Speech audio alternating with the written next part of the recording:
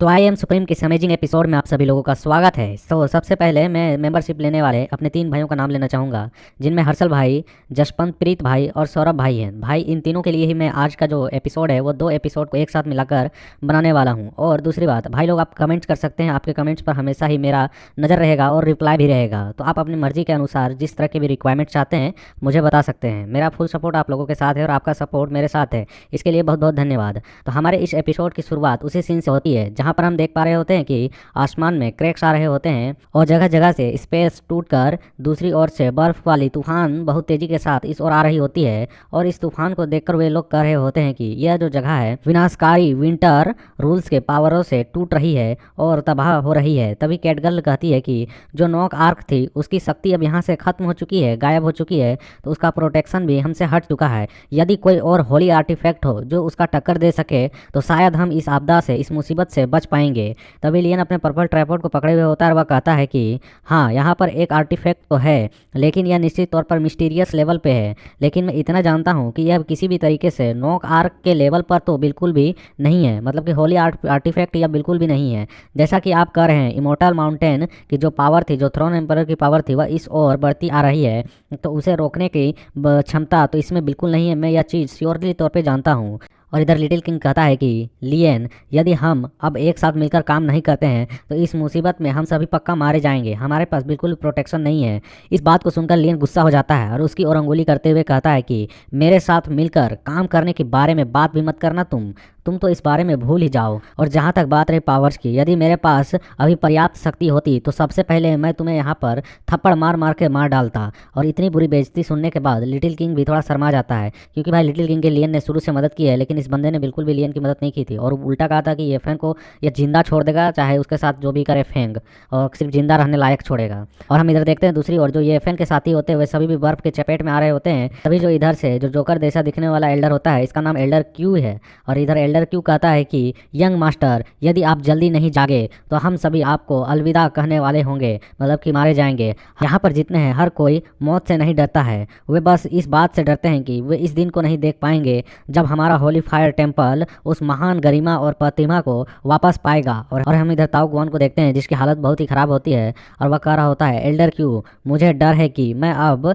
मारा जाऊंगा, जीवित नहीं बचूंगा। अब आप होली फायर टेम्पल में एकमात्र ऐसे एक्सपर्ट, सुप्रीम लेवल के एक्सपर्ट्स बचे हैं, तो आपको हमारे मास्टर की अच्छी तरीके से देखभाल और ध्यान रखनी होगी।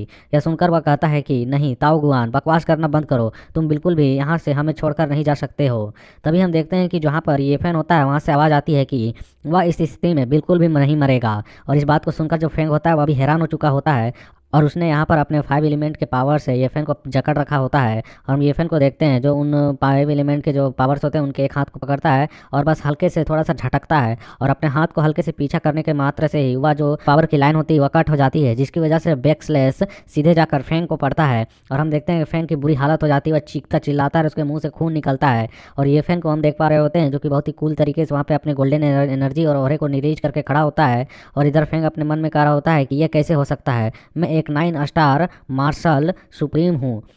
और यहाँ पर मैं एक बात बता दूँ भाई, अलग अलग वेबसाइट्स में स्टोरी आगे पीछे आती है, तो किसी किसी वेबसाइट में जो मार्शल आर्ट लेवल है वो अलग अलग होते हैं। कई बार इसमें लेवल दिया हुआ है कि मैं यहाँ पर 9 हेवनली एम्परर हूँ, कि जो कि 9 स्टार मार्शल सुप्रीम के बराबर होगा। और हम देखते हैं कि यहाँ पर जो लियन होता है वह इसके पावर्स को देखकर काफ़ी हैरान होता है। और जो यहाँ पर येफेन होता है वह बहुत ही कूल और काम लुक देते हुए एक टेक्निक का नाम लेता है जो कि होता है अस्फेक्स। और हम देखते हैं बस इस अस्फेक्स वर्ड को कहने के बाद वह शांति से खड़ा होता है। और दूसरी ओर ताऊ गुआन और एल्डर क्यू देखकर ये खुश हो जाते हैं और वे कहते हैं, यंग मास्टर, आखिरकार आप होश में आ ही चुके हैं। और यह सुनकर जो येफेन होता है वह उनकी ओर फिंगर करके अपनी एक एनर्जी को भेजते हुए कहता है कि क्या आप होली फायर टेम्पल के वंशज हैं। और ये सुनकर वे लोग हैरान भी होते हैं और कहते हैं कि यंग मास्टर, क्या आप ये ठीक हैं। और हम देखते हैं जो यहाँ पर येफेन होता है अपने हाथों से एक अजीब तरह के गोल्डन लेटर को लिख रहा होता है और इस गोल्डन कलर के सिंबल को देखकर ये दोनों हैरान होते हैं और अपने मन में कहते हैं, ये क्या, ये तो एशियंट गोल्डन लेटर्स हैं। और हम देखते हैं उस लेटर के पावर्स रिलीज जब होती हैं तो वहाँ पर एक बैरियर आकर, एक गोले टाइप का कवच आकर इन दोनों एल्डरों को बचा लेता है उस बर्फीले तूफान से। और इस बैरियर को देखकर जो एल्डर क्यू होता है वह कहता है यह सर्दी का जो विनाशकारी पावर था, विंटर सीजन का जो पावर था रूल की, वह रुक चुकी है। और दूसरी ओर से लियन चिल्लाकर कहता है तुम किसी भी तरीके से ये फैन तो नहीं हो, है ना। और हम देखते हैं इस बात को सुनकर जो ये फैन होता है वह पीछे की ओर पलटता है और एक छोटी सी स्माइल पास करता है लियन की ओर, और वह बहुत ही तेजी के साथ ऊपर की ओर चला जाता है जहाँ से वह बर्फीला तूफान आ रहा होता है। और ये देखकर जो एल्डर क्यू होते हैं वह घबरा जाते हैं, चिल्लाकर कह रहे होते हैं यंग मास्टर नहीं, आप कहाँ जा रहे हैं। और हम देखते हैं उस गोले के अंदर सभी लोग अपनी जान बचाने के लिए फटाफट घुसते चले आ रहे होते हैं, और वे लोग कह रहे होते हैं कि हम आपस की लड़ाई बाद में सुलझा लेंगे, अभी बिना किसी बकवास के हमें इसके अंदर जाना चाहिए। और हम इधर देखते हैं जो टेंगी होता है वह नहीं जा रहा होता है, जिसे लात मारकर मंकी मैन भेज रहा होता है अंदर की चल साले अंदर, अगर तो बचेगा नहीं तो बाद में हमारे काम कैसे आएगा। और हम देखते हैं यहाँ पे जो लियन होता है वह अपने मन में कह रहा होता है कि वह हेवनली रूल्स का प्रयोग कर पा रहा है, यह अद्वितीय रूप से जो इसके अंदर से शक्ति निकल रही है, और वह सीधे तौर पे यहाँ पर विंटर सीजन के रूल्स के पावर्स का विरोध कर पा रही है। यह निश्चित तौर पर यह फैन तो बिल्कुल भी नहीं लगता है, क्योंकि वह इन चीज़ों का इस्तेमाल इस तरीके से बिल्कुल नहीं कर सकता है, क्योंकि वह इन्हें इस तरीके से यूज कर रहा है जैसे इसमें उसने मास्टरी हासिल की हो।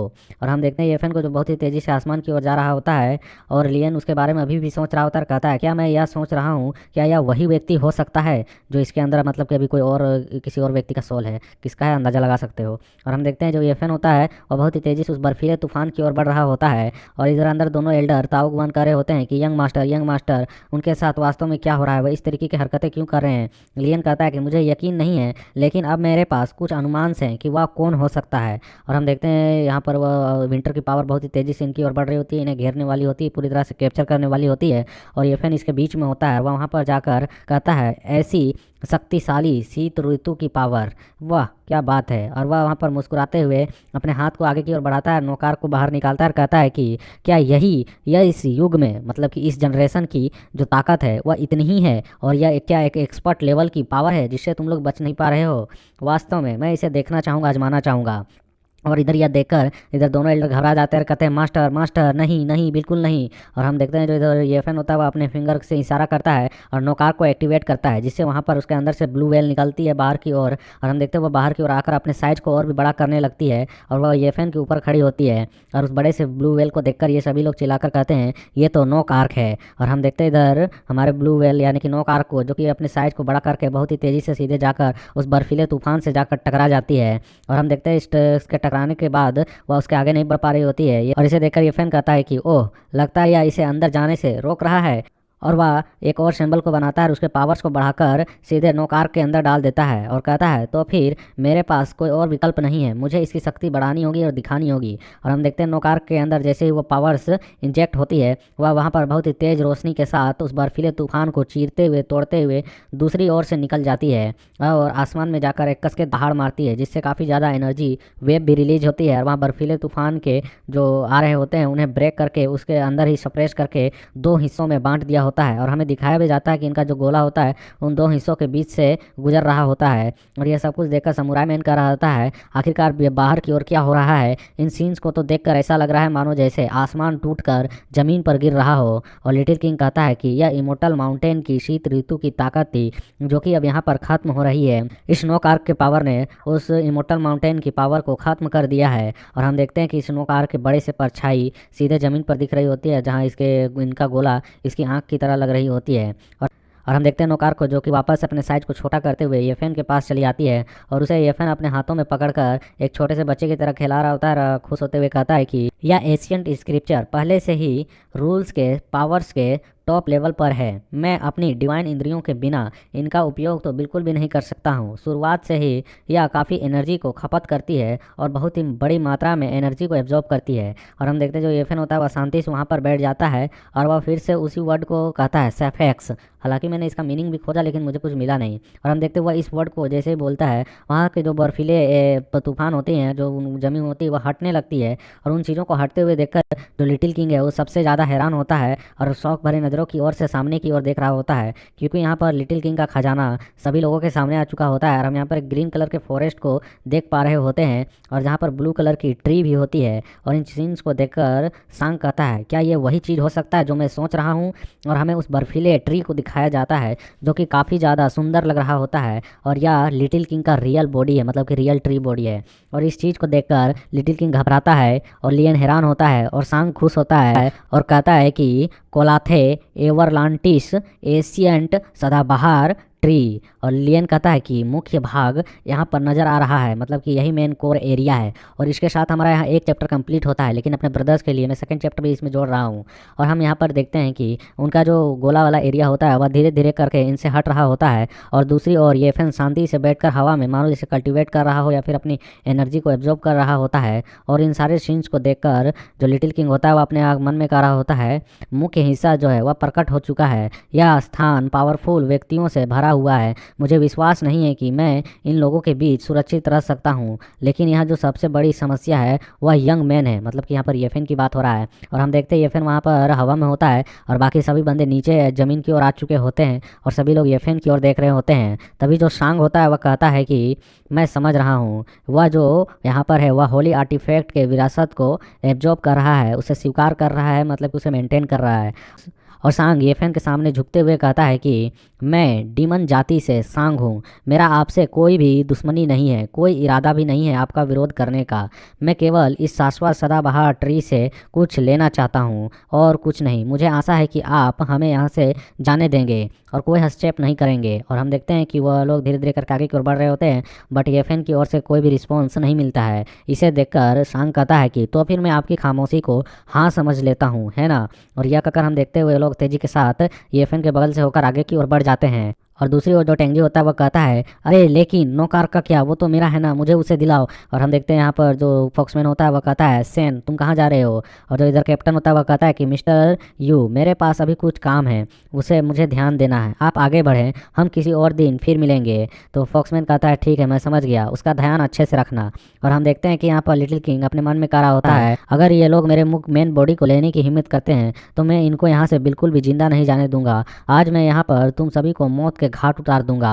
और वह कहता भी है कि रेड क्वीन चलो मेरे साथ, इनका पीछा करो। और हम देखते हैं दूसरी ओर जहाँ पे वह बड़ा सा मोस्टर भी होता है और बाकी सभी बंदे होते हैं और उनके बीच में लियन होता है। और हम देखते हैं लियन उन लोगों से कह रहा होता है, वाट, क्या तुम लोग नोक आर्क पर कब्जा नहीं करने की कोशिश करने वाले हो? तुम आखिरकार मुझे घेर कर क्यों खड़े हो? और सभी लोग बहुत ही डेंजर तरीके से लियन को घूर भी रहे होते हैं। तभी समुराई मैन कहता है कि तुम मूर्ख बनना बंद करो अब। और इधर से येफेन जो होता है वह कह रहा होता है कि पर्पल ट्राइपोर्ट और वह एशियंट बेल दोनों को मुझे सौंप दो, वरना मैं तुम्हारी जान को बिल्कुल भी बख्शने वाला तो नहीं हूँ। यह सुनकर लियन कहता है, केवल 2 रहस्यमय आर्टिफैक्ट है मेरे पास, आप इतने सारे लोग हैं, आखिरकार आप इसे कैसे बांटने वाले हैं? यह सुनकर जो डिमोनिक मैन होता है वह कहता है, ऐसी भड़काऊ रणनीति इस्तेमाल करने से तुम्हारा कोई फायदा नहीं है, अब उस चीज़ को हमें सौंप दो, हम इसका बंटवारा कैसे करेंगे हम खुद ही समझ लेंगे। और हम देखते हैं इसमें डिमोनिक मैन को शामिल होते हुए देखकर लियन एक नज़र उसे की ओर घूर कर देखता है और जिसे इसी तरीके से देखते हुए देखकर डिमोनिक मैन भी थोड़ा हेजिटेट करता है, घबराता है। और लियन उसे गुस्से से नज़रों से देखते हुए कहता है कि आई कैन अंडरस्टैंड, मैं समझ रहा हूँ तुम्हारी स्थिति को, आखिरकार तुम क्या करने की कोशिश कर रहे हो यहाँ पर और किस तरीके से बदल रहे हो। तुम यहाँ पर अपने आप को पावरफुल बनाना चाहते हो और तुम्हारे क्लैन के लोग शुरुआत से ही यही चीज़ें करते हुए आए हैं। और तभी हम देखते हैं सुनकर वे सभी गुस्सा हो जाते हैं और तेजी के साथ लियन की ओर हमला करने के लिए आगे और बढ़ते हैं और कहते हैं कि बकवास बंद करो और चलो सभी लोग एक साथ उसे पकड़ लो और डिमोनिक मैन को इसका सोल उसके हवाले कर देंगे। और तभी हम देखते हैं दूसरी ओर से येफेन की आवाज़ आता है कि उसे छूने के बारे में सोचना भी मत, क्या तुम लोगों ने एक्शन लेने से पहले मेरे से इजाज़त भी मांगी? और हम देखते हैं यहाँ पर जो फेंग होता है वह बिना सुने मतलब कि अपने हथियार को चला चुका होता है और कह रहा होता है कि मरो अब तुम यहाँ पर। और हम देखते हैं वह यहाँ पर बिना येफेन की बात माने एक्शन ले चुका होता है, जिसकी वजह से तभी फेंग को बहुत ही ज़्यादा अचानक पेन महसूस होता है और यहाँ पर एक रेड ओहरा चारों ओर फैल जाता है। और येफेन जो होता है यहाँ पर उसने अपने पावर्स के प्रेशर को रिलीज किया होता है, नोकार के प्रेशर को, जिसकी वजह से ये सभी लोग सप्रेस हो रहे होते हैं। और येफेन कहता है, क्या तुमने मुझसे पूछा कि तुम्हें यहाँ पर क्या करना है? बिना पूछे तुम लोग एक्शन कैसे ले रहे हो? और हम देखते हैं उस पावर के प्रेशर की वजह से ये लोग को काफ़ी पेन हो रहा होता है और ये लोग दर्द में चिल्ला रहे होते हैं, करा रहे होते हैं। और जो समुराई होता है वह कहता है कि लगता है हम लोगों ने कुछ गलत रास्ता चुन लिया है। और वे लोग हम देखते हैं बहुत ही तेज़ी के साथ लियन को छोड़कर वहाँ से दूसरी ओर भागने लगते हैं तेज़ी के साथ। और वे लोग कहते भी हैं कि पीछे हटो जल्दी से। बट हम येफेन को देखते हैं जो अपने हाथ को एक बार अप से लेकर डाउन की ओर लहराता है और कहता है कि जब मैंने यहाँ पर कदम बढ़ा लिया है तो तुम सभी यहाँ पर अपने कदम को बिल्कुल भी बढ़ा नहीं सकते हो।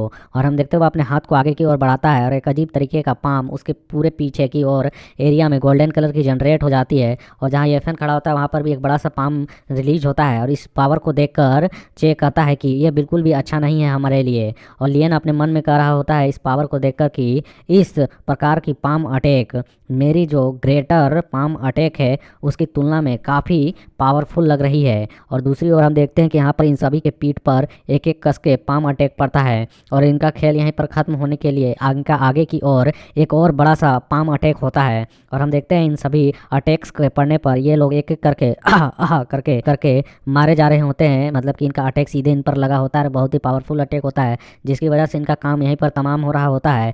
बट यहाँ पर हम देखते हैं जो फेंग और समुराई मैन होते हैं यहाँ पर इन्होंने अपने ट्रेजर्स का उपयोग किया होता है जिसकी वजह से वे लोग बहुत ही मुश्किल से यहाँ पर आगे बढ़ पा रहे होते हैं। और समुराई कहता भी है कि यह बस मेरा सबसे आखिरी ट्रेजर था लेकिन यह भी इस समय यहाँ पर बर्बाद हो चुका है। और हम देखते हैं उसके पीठ के पीछे जो मिरर बना होता है वह वहाँ पर चूर चूर हो जाता है। और हम देखते हैं यहाँ पर इन सभी सीन को दूर से एफएन को देखते हुए कहता है कि दो बच गए, उनके पास सचमुच कुछ तो टैलेंट है जो यहाँ से वे लोग बच पाएँ। और हम देखते हैं इनकी वो हालत जो होती है बचने लायक नहीं होती है, बहुत ही बुरी होती है और ये लोग रेंगते हुए और खांसते हुए किसी तरीके से यहाँ से निकल रहे होते हैं। और हम देखते हैं यहाँ पर एफएन की पावर को देखकर ये दोनों एल्डर अपने मन में कर रहे होते हैं कि उसने यहाँ पर एक ही वार में टॉप लेवल के मार्शल सुप्रीम्स को घायल कर दिया और कई मार्शल एम्परर को मार डाला।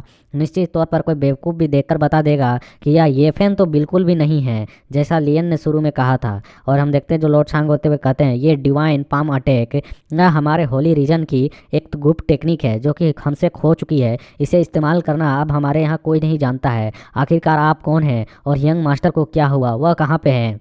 तभी हम लियन को देखते हैं जो कहता है कि अगर मैं गलत नहीं हूँ तो यह अद्वितीय योद्धा सम्राट मतलब कि पावरफुल एम्परर ये नांटियान हैं। और हम देखते हैं लियन की इस बात को सुनकर वे दोनों एल्डर काफ़ी हैरान भी होते हैं और येफेन जो होता है वह बिल्कुल वहाँ पर शांति से खड़ा होता है। और नांटियान के नाम को सुनकर पूरे जंगल में चारों ओर जो पंछी होते हैं वे उड़ने लगते हैं और यहाँ पर एक पल की खामोशी होती है और दूसरे ही पल दोनों एल्डर तुरंत येफेन के चरणों में झुक जाते हैं, घुटने के बल आ जाते हैं और कहते हैं कि लॉर्ड ये नांटियान हम आपको ग्रीटिंग्स देते हैं। और हम देखते हैं येफेन अपने हाथ को, येफेन कहूँ कि फिलहाल के लिए नांटियान ही कहूँ क्योंकि इसकी बॉडी में उसी का सोल है। और यहाँ पे नांटियान लियन को सामने की ओर बुलाता है और उसके पास जो ड्रैगन की सोल की जो यहाँ पर पावर बनी होती है उसे वो अपने हाथ को सिर्फ हिलाने के मात्र से ही हटा देता है, लियन की बॉडी से रिलीज कर देता है और लियन के पावर्स को और साथ में उसके सोल्स को जांच करने की कोशिश करता है। लेकिन हम देखते हैं लियन तुरंत ही अपने दोनों हाथों को जोड़कर अपने ऊपर वो भी अपने गोल्डन लेटर्स को लाकर एक कवच बना लेता है क्योंकि इसके पास भी है यार।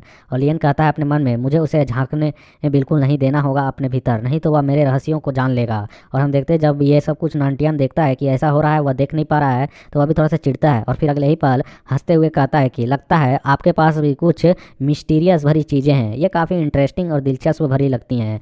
लियन कहता है कि मुझे परवाह नहीं है कि आप कौन हैं, आप ये नांटियान हैं या कोई और मार्शल डिवाइन एक्सपर्ट्स हैं, मैं सिर्फ यह जानना चाहता हूँ कि अभी ये फैन कहाँ पर है और आप उसके बॉडी में अभी तक कब्जा किए हुए क्यों हैं। यह सुनकर नांटियान कहता है कि ऐसा लगता है कि आप उसकी बहुत परवाह करते हैं। मैंने गलत व्यक्ति को नहीं बचाया है, उस समय मैंने अपने वंशजों को इस होली आर्टिफैक्ट को प्राप्त करने में मदद करने के लिए नोक आर्क के साथ साथ अपनी डिवाइन चेतना को मतलब कि अपनी सोल के एक टुकड़ा को भी यहाँ पर 3 हिस्सों में 3 किस्मों में छोड़ दी थी और उनकी सहायता करने के लिए यहाँ पर रखी थी। लियन कहता है कि तो यह सब कुछ जो सहस्त्रवादियों पुरान खेल एक धोखा निकला जो इतने समय से हम लोग कर रहे थे। आपके परिवार के वंशजों के अलावे इनकी जो है उसका छाप किसी के पास भी नहीं थी, मतलब कि उसके अलावा कोई और उस पर कब्जा नहीं कर सकता है। तभी तो येफेन के पास वह दूसरा की अपने आप खींचा हुआ चला आया। और इधर यह सुनकर नांटियान हंसते हुए कहता है वास्तव में मैंने इस नोक आर्क को रिफाइन किया है। आखिरकार यह स्वाभाविक तौर पर बात है, मैं इसे अपने ही वंशज के लिए ही मतलब अपने ही औलाद के लिए छोड़ूंगा, बाकी लालची लोगों को मैं क्यों ही दूंगा, बस वे यहाँ पर मरने के लिए आए थे और कुछ नहीं। और हम देखते हैं यहाँ पर येफेन बहुत ही कैजुअली होकर बोल रहा होता है, बाकी लोग इसके घुटनों के बल मतलब कि प्रणाम किए हुए होते हैं। और येफेन यहाँ पर लंबा चौड़ा कहता है कि मेरी जितनी सारी शक्तियाँ हैं, मांसपेशियाँ हैं, डिवाइन चेतना है या फिर जो कुछ भी है वह सब कुछ मेरे वंशजों का विरासत है। इनमें से और कोई भी चीज़ हासिल कोई क्यों करेगा। आखिरकार जो मेरी डिवाइन पाम टेक्निक है और मेरे इससे पहले जो पावर यूज किया विंटर पावर को रोकने के लिए, डिस्ट्रक्शन पावर को रोकने के लिए, जिसकी वजह से अब मेरी जो चेतना है उसकी पावर बहुत ही कमज़ोर बची है। इतने सालों तक मेरी सोल बंद रहने की वजह से और भी पहले की तुलना में कमज़ोर हो चुकी है और अपनी पावर्स की आधी हो चुकी है। मैं इसका पूरी तरह से इस्तेमाल भी नहीं कर पा रहा हूँ।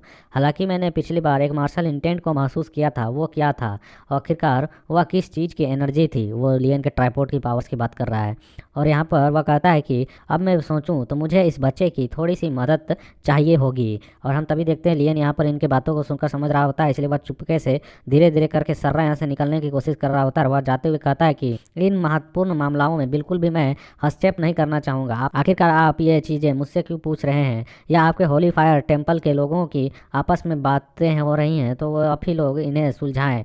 सोच रहा हूँ कि मैं यहाँ पर और ज़्यादा देर नहीं रुकूँ। जब तक मुझे पता है कि आप ये फैन नहीं हैं तो मैं यहाँ पर रुक के करूँ क्या।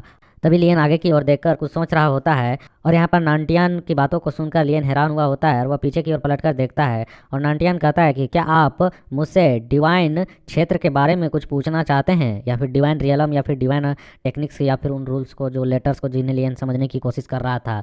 और यहाँ पर नांटियान कहता है फॉरवर्ड मंत्रा, क्या आप इन्हें समझना चाहते हैं या फिर आप इन्हें स्वयं ही समझ लेंगे। मतलब कि वे जो लेटर्स हैं वह नांटियान समझा दे या फिर लियन खुद समझ लेगा। ये सुनकर लियन थोड़ा सा उसकी ओर कुछ कहना चाहता है बट शांत हो जाता है और उसकी ओर देखकर सिर्फ स्माइल करता है कि इसने मुझे समझ क्या रखा है कि मैं गोल्डन लेटर्स को समझ नहीं सकता हूँ, उन एशियंट लेटर्स को। और वह वहाँ से जंप लगाकर जाते हुए कहता है कि मैं अब यहाँ से जाना चाहूँगा। यह सुनकर नांटियान भी थोड़ा हैरान होता है, कहता है कि इस व्यक्ति का भाग्य बहुत ही अच्छा है, उसे कभी भी तुम लोग शत्रु मत बनाना। ये सुनकर इधर दोनों एल्डर्स उसके सामने झुके हुए होते हैं और कहते हैं कि मैं आपकी सिखाई हुई चीज़ों को हमेशा याद रखूंगा, इन्हें मैं कभी नहीं भूलूंगा। और हम देखते हैं दूसरी ओर लियन बहुत तेज़ी से आगे की ओर बढ़ रहा होता है और अभी हम लियन के रियल फेस को देखते हैं जो बहुत ही अजीब तरीके का शक्ल बनाकर कह रहा होता है फोर लेटर्स ऑफ मंत्राज, मैं उन्हें स्वयं नहीं समझ सकता हूँ। यह बात उसे लगता है कि इतना बड़ा दिखावा करता है वो। और हम देखते हैं यहाँ पर वह दूसरी ओर पहुँच लैंड करता है। एक बात बता दूँ कि लियन यहाँ पर नांटियन से जेलस होता है क्योंकि उससे भी थोड़ा सा अधिक टैलेंटेड मामले में है कुछ चीज़ों में नांटियन। और लियन को हम देखते हैं जब अब वह अपने पिछले वाले मूड में आ जाता है, थोड़ा सा खुश होकर आगे की ओर बढ़ रहा होता है और कहता है कि डिवाइन एरिया, मैं अंततः वहाँ पर पहुँच चुका हूँ और ये चीज़ें अब मैं हासिल करने वाला हूँ। दूसरी ओर हमें दिखाया जाता है ट्री के बीच में थंडर एनर्जी रिलीज हो रही होती है और हम देखते हैं उसके ऊपर यहाँ पर मॉन्स्टर क्लैन के सभी लोग पहुँच चुके होते हैं और वे लोग में से कैटगर्ल कर रही होती है। यह वह जगह है जहाँ हम लिटिल किंग के मेन बॉडी को प्राप्त कर सकते हैं। वह किसी भी समय यहाँ पर पहुँचने वाला होगा और वह यहाँ की सारी शक्तियों को एब्जॉर्ब करने की कोशिश करेगा क्योंकि सील वुल भी हट चुका है। जितना अधिक हो सके हमें उतना अधिक समय लॉर्ड सांग के लिए यहाँ पर बचाकर रखना होगा। आप लोग इस मुख्य एरिया में जाएं और इसे ओपन करें और यहाँ पर सभी चीज़ों को ले लें और मैं लॉर्ड सांग की यहाँ पर मदद करूँगी। और हम देखते हैं इधर जो लॉर्ड सांग होते हुए कहते हैं कि नहीं ली, तुम्हें इन चीज़ों की करने की आवश्यकता नहीं है, आप सब जाओ और डिवाइन ट्री का मुख्य भाग जमा करो, मैं अकेले इसे संभाल लूँगा। और वह यहाँ पर लिटिल किंग को संभालने की बात कर रहा होता है। दूसरी ओर हम देखते हैं वे लोग सभी लोग यह सुनकर कहते हैं ठीक है, और लिटिल किंग दूर से ही कर रहा होता है नहीं रुको स्टॉप। और कैटगर्ल कहती है कि अस्थायी रूप से, मतलब कि कुछ समय के लिए मैं तुम्हारे पास से सील को हटा रही हूँ, तुम जाओ और जाकर लॉर्ड सांग की मदद करो। यह सुनकर लेडी गर्ल कहती है कि नहीं, मैं उनकी बिल्कुल भी मदद नहीं कर सकती हूँ, मैं उतनी पावरफुल नहीं हूँ। और हम देखते हैं यहाँ पर जो सांग होता है वह तुरंत ही लिटिल किंग के पीछे आ जाता है और कहता है कि लिटिल किंग तुम कहाँ जा रहे हो, जरा मेरी ओर तो देखो।